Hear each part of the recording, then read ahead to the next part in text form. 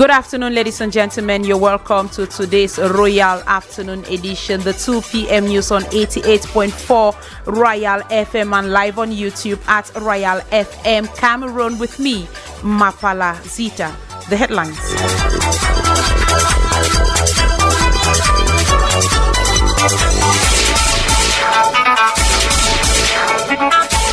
The Minister of Finance, Louis-Paul Motaze, says monetized advertorial content on social media will have to pay taxes in Cameroon, and content creators have been reacting to this. It's a very unjust way of taxing people. Many content creators like myself are still struggling. Sometimes we make money, sometimes we don't even make money at the end of the month. Trying to monetize these things are definitely making it much more difficult for the younger generation. Out of Cameroon, at least 13 people have been killed and over 30 others still missing following a landslide in eastern DR Congo Tuesday morning. And in sports, semi-final matches for the ongoing Africa Cup of Nations will be played today on Stadia in Morocco. Ladies and gentlemen, those were the headlines.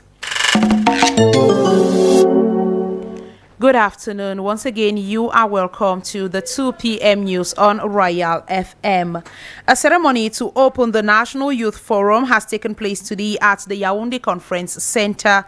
The National Youth Forum, organized under the patronage of Head of State President Paul Biya, will run from today, January the 14th, to Friday, January the 16th, 2026, under the theme Cameroonian Youth, Human Capital with Strong Moral, Civic and Entrepreneurial Value, at the heart of His Excellency Paul Biya's septenary of great hopes for a united, stable and prosperous Cameroon. Today's opening ceremony was presided over by Youth Affairs and Civic Education Minister Mununa Fotso. Let's listen to an excerpt of the minister selected for us by our reporter Annie Lizette Ambassa.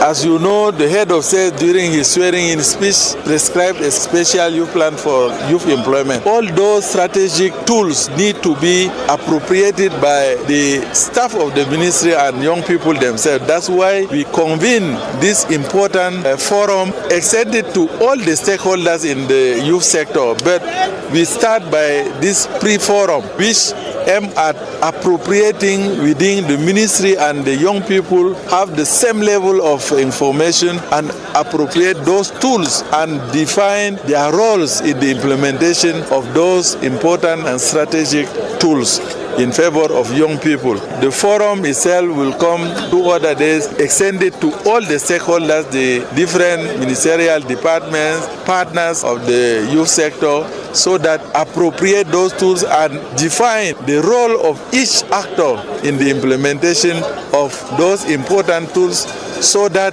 the young people, as the head of His Excellency Paul Biya prescribed, should be at the center, at the heart of his mandate of great hope. We started this morning by this hoisting flag ceremony and minute of civic mindedness, because we have to prepare the mindset of our collaborators and young people to be focused on this forum and respect the different attitude and necessary conditions for the success of this forum.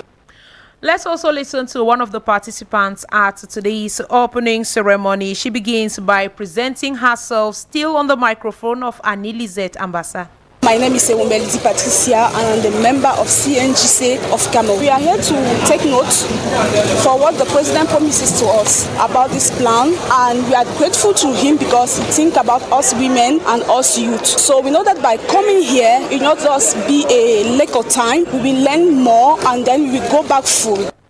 And on to one of our lead stories. After launching the 2026 state budget yesterday in Gaoundiri, that's in the Adamawa region of Cameroon, the Minister of Finance, Louis-Paul Motaze, carried out a walking visit with local authorities of that region. During one of the sessions, the Finance Minister mentioned the implementation of a tax on advertising revenues and contents of monetized pages, an outing which has been received with diverse opinions by Cameroonian influencers and content creators who spoke to Glory Ngange in this report.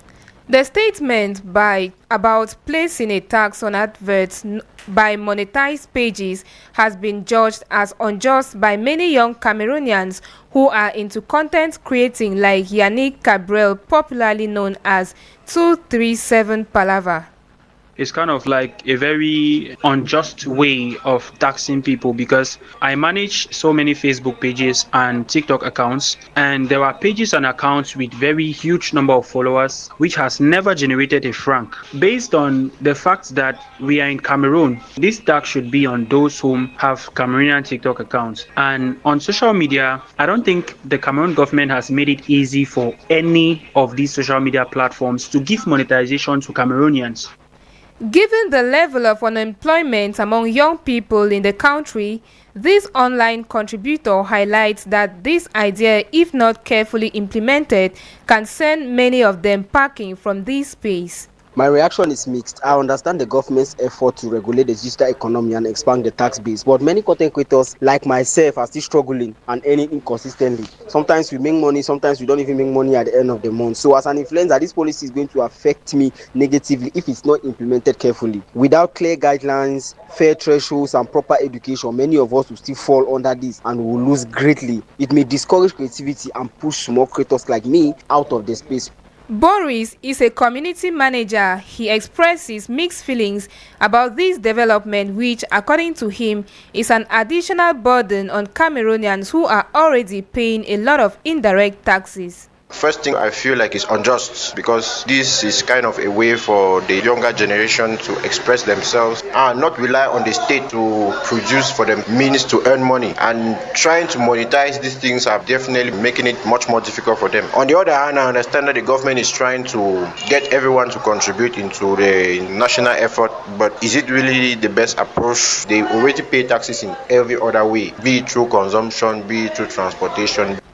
As the government plans to impose a tax on adverts by monetized pages and accounts, those concerned are highlighting some challenges they encounter on some of these platforms, which includes accessibility and difficulty in getting them monetized.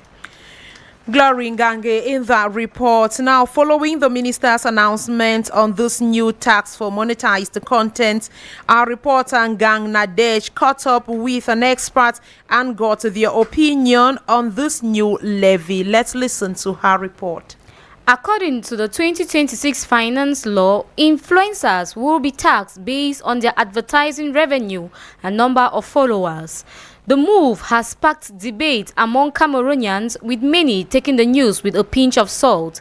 Chanji Hansen is a social media expert. I look at the bill on content creators as a laughable thing because how many people in Cameroon are creating content that you can see? You can't want to tax content creators when you know the kind of situation they operate in. We're talking of the internet that is slow, content creators buying subscription for internet that disappears before they even start creating their content, one network. So you can't come today and you are taxing content creators without making the environment convenient for them to create this content. In fact, you don't even know where they are taking the money from. Where is the money coming from? According to the expert, the government's focus should be on getting Cameroon eligible for monetization before imposing taxes on its digital creators. Do you want to start collecting tax for monetized creators? Is Cameroon a monetized country? Is Cameroon eligible for monetization for Facebook, for Twitter, for Instagram, for TikTok? Cameroon is not eligible. So the government needs to start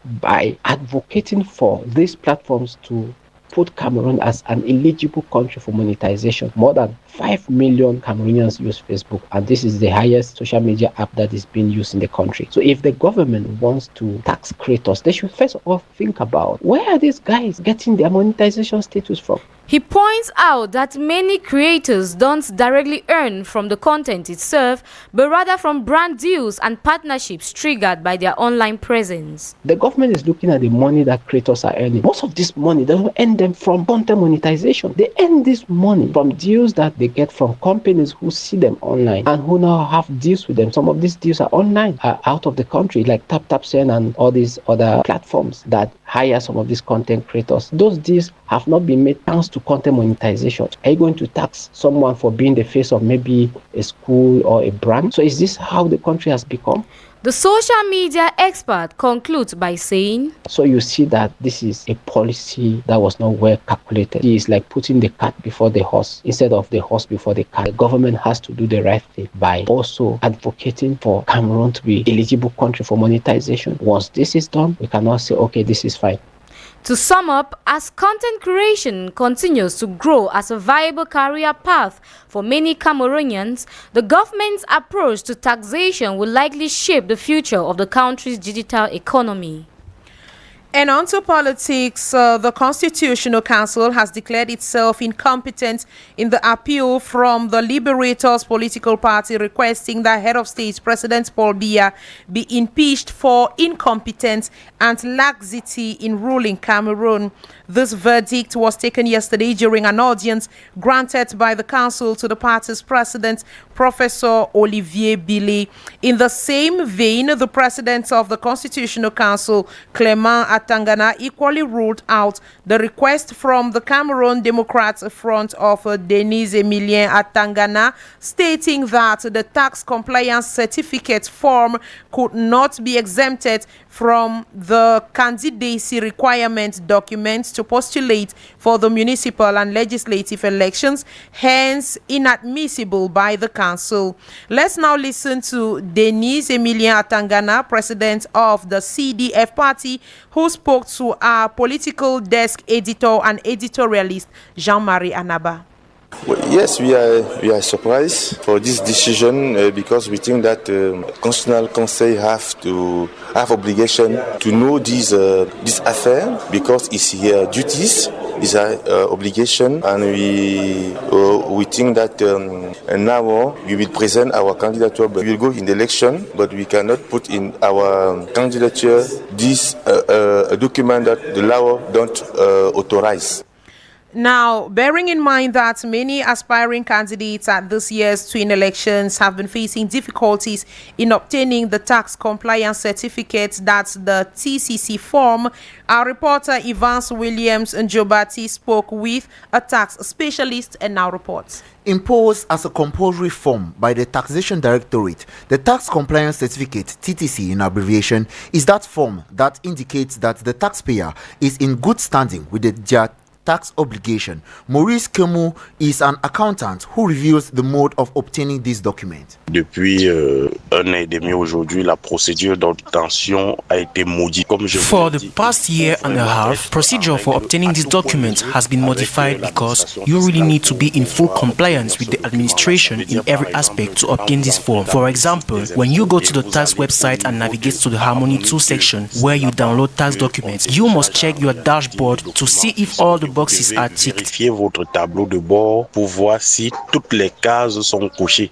More to this, the expert reiterates that everyone, whether employed or not, should declare their revenue. Si vous avez déclaré, par exemple, if you have declared your income, for example, personal income tax, they will be asked for the statistical and fiscal declaration for the year 2025, and it's not always easy. That's what people don't know. Whether you have income or not, you normally have to file this form with the tax authorities. Ce document-là auprès de l'administration fiscale.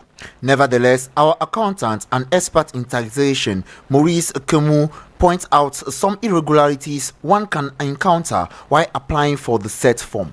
Très souvent, même quand vous êtes en règle, le site. Very often, even when you are in compliance, the website is problematic because obtaining the form requires a processing fee of 1,000, 1,100 and 1,200 francs CFA, depending on your mobile operator. So you pay and you automatically receive a message permitting you to download the form online. Télécharger ce document-là en ligne. It should be noted that the law on revenue declaration and tax compliance certificate in Cameroon was imposed through the 2024 finance law, which came into effect on January 1st, 2024, and required commercial operators, entrepreneurs, and companies to obtain a tax compliance certificate upon declaration or payment of taxes, duties, or levies. And still to come in this newscast, we talk land ownership in Cameroon and the problem of multiple land titles. If you were not born before 1974, any land title being issued to a person can be doubtful, can be null and void in the eyes of the law. So what they will do is they do what is called in French un morcellement. Welcome back. If you are just tuning in, you are listening to the 2 p.m. news on Royal FM and watching us live on YouTube at Royal FM Cameroon.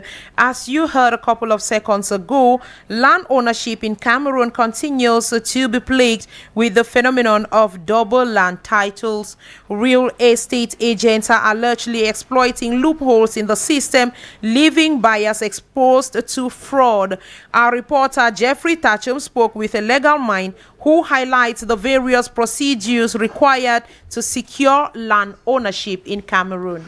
Many Cameroonians venturing into land business transactions have had a taste of the bitterness surrounding double land titles, a phenomenon that has raised questions over land security and accountability. Going by the explanation of legal expert Nelson Lambris, our land tenure law in Cameroon is full of inconsistencies and therefore makes fraud easier. If you were not born before 1974, any land title being issued to a person can be doubtful, can be null and void in the eyes of the law. So what they will do is they do what is called in French a morcellement. It means they're going to give you a subtitle of a general title for people that were born before 1974. This law actually needs to be reviewed. It needs a complete reformation of the land tenure law in Cameroon because it is causing a whole lot of hazard. And in regards to procedures to take into account before any transaction leading to land purchase, the legal mind says, if the land is a private land and does not have a development in future, maybe the state is planning to be a stadium, a hospital, or maybe a military barracks in the near future, the first thing you need to know in order to purchase the land and start from there in order to acquire a land title or a land certificate. This procurement of land needs to have a buyer and a seller. It means the person who owns the land, the person must either be an indigent of that place or have a land certificate. If this is done, you need to invite a notary public. He's the only person that attest and satisfy in the eyes of the law that this land has been bought by you. However, Nelson Lambris points out that in Cameroon, land ownership is only transferred after abandonment of the customary rights of ownership to the land before further procedures can be carried on. So the money that changes hand is to enable you to have the ownership of land. When that is done, and then you start with the proper documents in order for you to get ownership and have a land title. Because if you don't have a land title of a land, then you are not the owner of that land. If and only if you are not an indigent of where the land is being located. In a nutshell, legal experts insist that no land transaction should be rushed. Until verification at the land registry becomes a routine step for every buyer, the phenomenon of double land titles will continue to fuel conflicts and uncertainty in land ownership. In our health page, 10 cases of the Mpox virus have been recorded in Cameroon since February 2025, out of which 7 were found between November 2025 and January 2026. The figures made public by the Minister of Public Health, Dr. Manauda Malachi, marks a total of 114 cases of Mpox virus documented in Cameroon. It is worth noting that no death linked to the virus disease has been reported so far.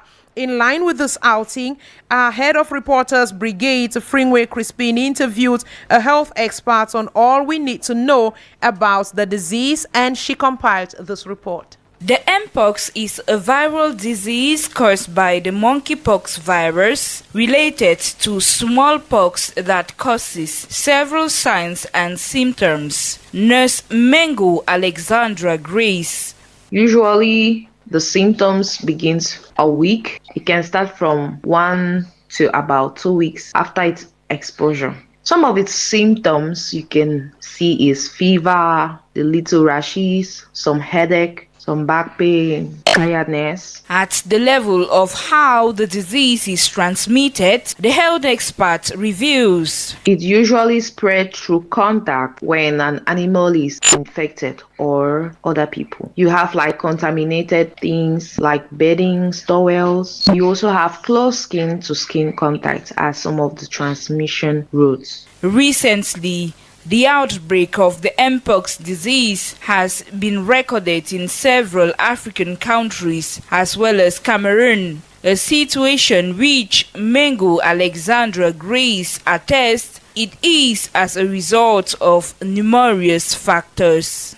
We have increased human-wildlife interactions, for example, due to deforestation and urbanization. We have poor disease surveillance. There is also limited access to vaccines and healthcare. And the fact that the population is highly mobile and some socioeconomic instability accounts for the increasing rise in mpox in countries like Cameroon. There is no specific treatment for the mpox disease, but it can be managed and prevented.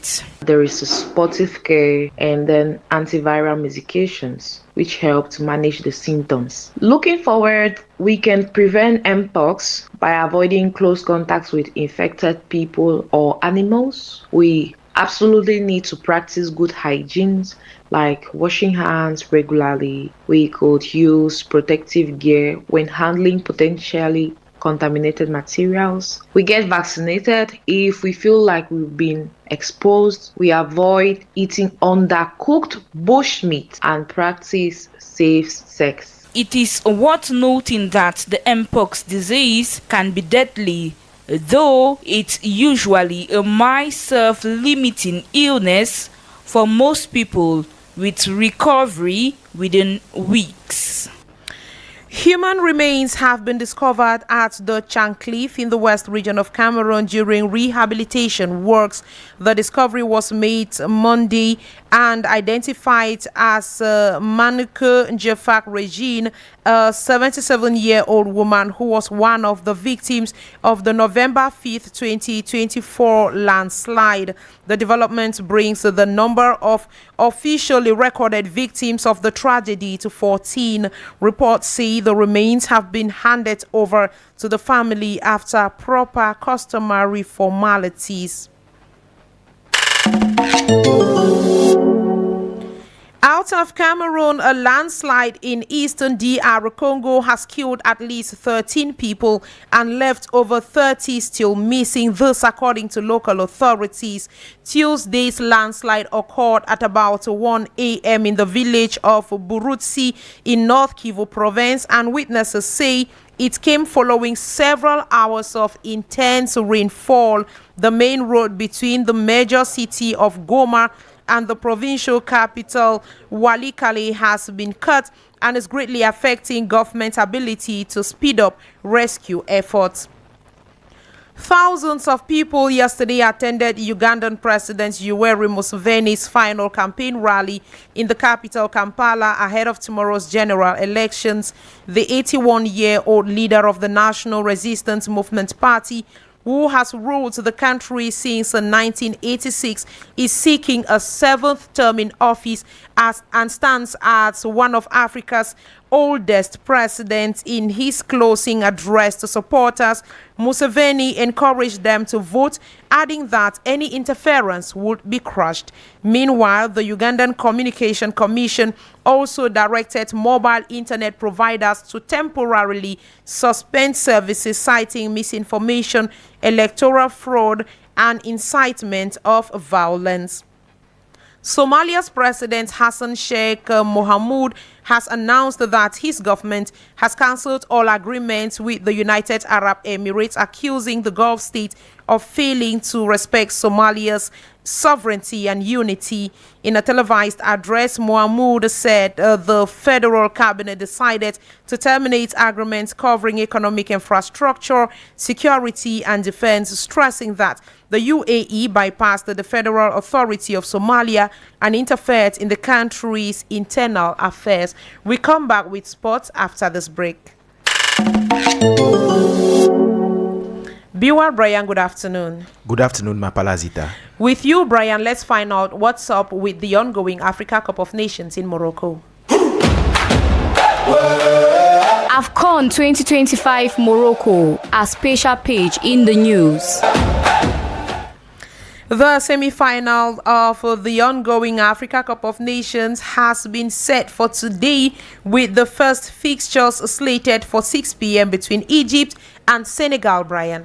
Currently ranked second in Africa, just behind the host country, Morocco, Senegal will be aiming to reach their third AFCON final in the last 4 editions to reclaim their #1 spot on the continent.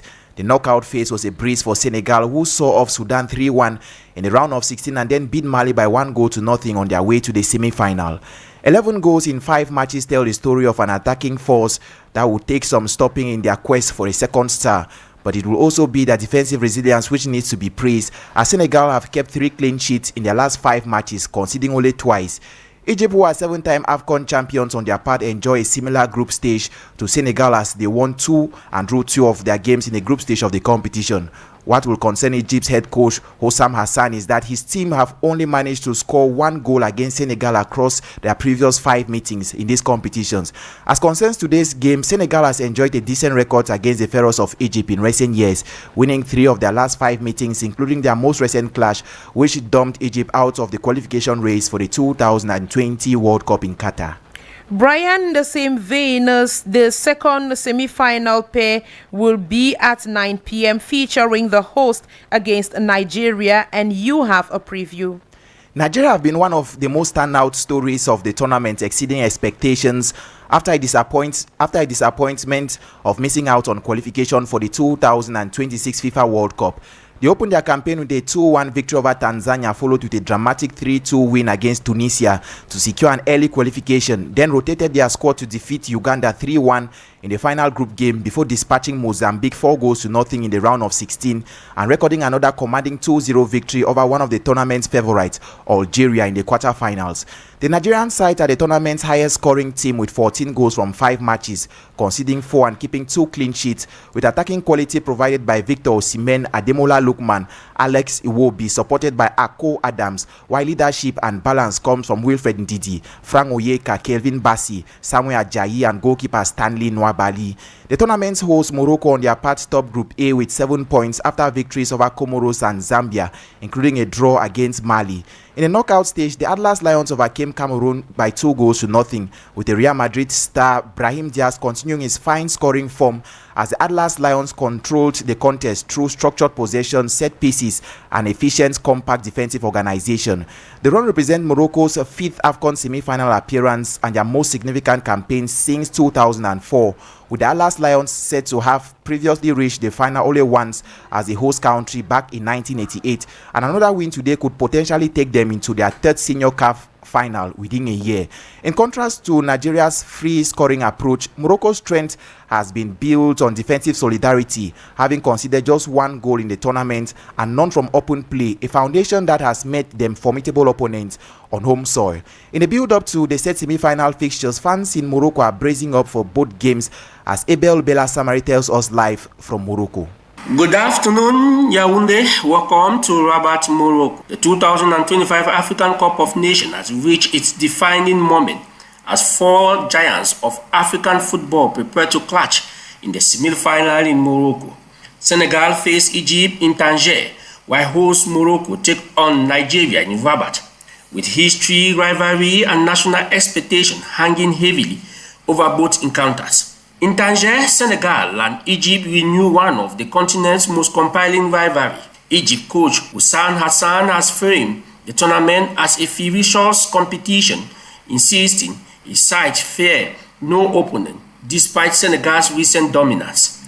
He has brushed aside criticism of Egypt's narrow wins, stressing that experience, mentality, and attention to details are what matters at this stage.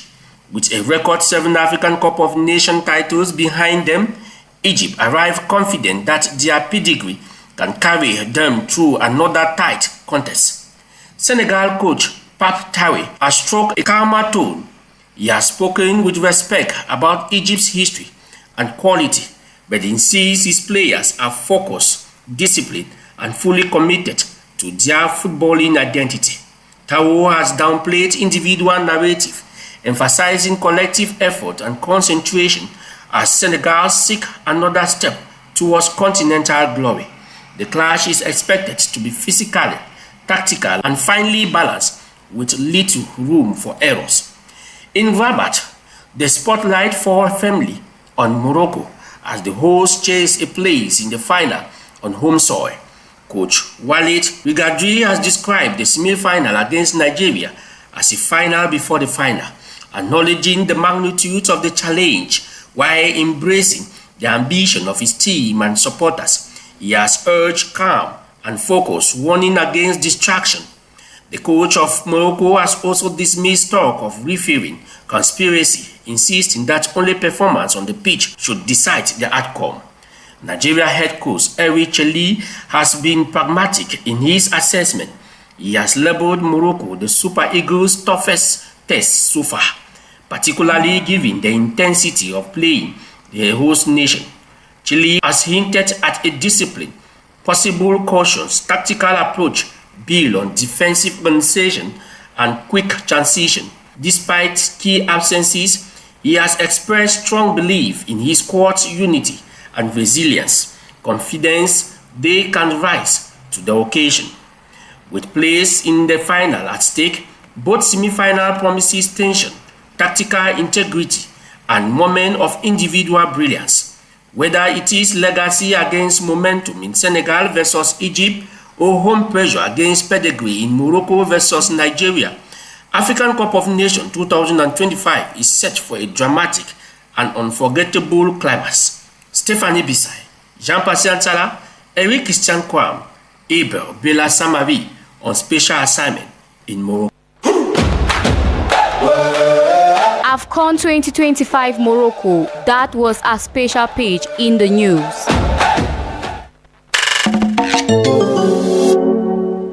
Let's now have a summary of this newscast in the French language with Annie Lisette Ambassa. Good afternoon, Annie. Hi, Isita. Le Forum national de la jeunesse a débuté ce mercredi au Palais des Congrès de Yaoundé par un pré-forum marqué par une cérémonie spéciale de levée des couleurs spéciale présidée par le ministre de la Jeunesse et de l'Éducation civique. L'éthique déontologique administrative était au cœur de la rencontre. Attestation de conformité fiscale, le document délivré par la Direction générale des impôts est au centre de plusieurs dénonciations à cause des difficultés liées à son obtention. Hors de nos frontières, Ouganda, forte tension à la veille des élections. À 2 jours du scrutin, l'atmosphère est tendue. Le président sortant, Yoweri Museveni, 81 ans, veut un nouveau mandat, tandis que son challenger, Bobi Wine, ancien chanteur de 43 ans, mobilise beaucoup de jeunes. Les forces de sécurité ont lancé une vague de répression, plus de 400 arrestations de partisans de l'opposition déjà dans les mailles. Sport football, le CAN Maroc 2025 place cet après-midi au match de demi-finale. À 18h, le Sénégal est aux prises avec l'Égypte au stade Ibn Battuta à Tanger. Le pays hôte, le Maroc, affronte le Nigeria à 21h au stade Prince Moulay Abdullah de Rabat. Over to you, Zita.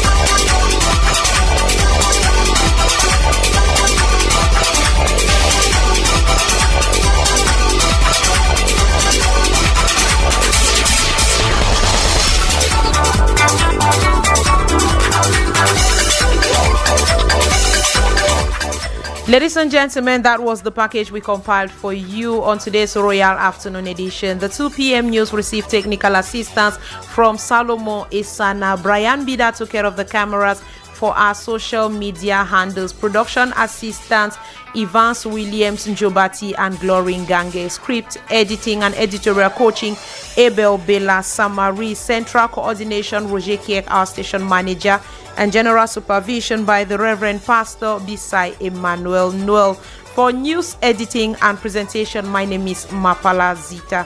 Thank you all for your kind attention, and you have an interesting afternoon in the company of programs over Royal FM. Up next is Sports Hour. Evans Williams Njobati, good afternoon once again. Good afternoon once again, Mapala Zita. It's always a pleasure for me. Sports Hour, I guess we will be looking at the semi-final matches of the ongoing AFCON. And Okay, I thought you just list everything. So we'll be talking about.